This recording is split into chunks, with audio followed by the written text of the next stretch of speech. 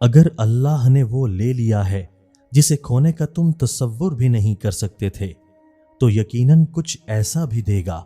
جسے پانے کا تم نے سوچا بھی نہ ہو۔ فاتحہ لوگوں کے مرنے پر نہیں بلکہ احساس کے مرنے پر پڑھنی چاہیے، کیونکہ لوگ مر جائیں تو صبر آ جاتا ہے، مگر احساس مر جائے تو معاشرہ مر جاتا ہے۔ بہترین مرد وہ ہے جو یہ نوبت ہی نہ آنے دے کہ عورت اسے گفتگو کی حدود بتانے پر مجبور ہو جائے۔ جب عورت آپ سے محبت کرتی ہے وہ آپ کے سامنے غصہ کرتی ہے، روتی ہے، لڑائی کرتی ہے، شکایت کرتی ہے، آپ سے اپنی محبت کا بار بار اظہار کرتی ہے،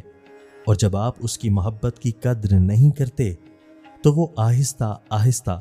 پتھر کی بن جاتی ہے۔ اس کے بعد اسے آپ کے مرنے سے بھی فرق نہیں پڑتا۔ مجھے عورت کو دیکھ کر دکھ ہوتا ہے جب اس کی ساکھ پر دھبا لگتا ہے تو اسے مٹانے کے لیے داڑھی نہیں رکھتی۔ دنیا میں کوئی بھی مرد آخری مرد تو نہیں ہوتا، عورت کی حیا اور وفا اسے آخری مرد بناتی ہے، مگر عورت کی سب سے بڑی بدقسمتی کہ وہ اسی نقطے پر سب سے زیادہ مار کھاتی ہے۔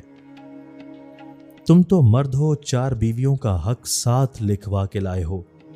تم ایک کو پہلو میں رکھ کر دوسری، تیسری، چوتھی کا سوچ سکتے ہو،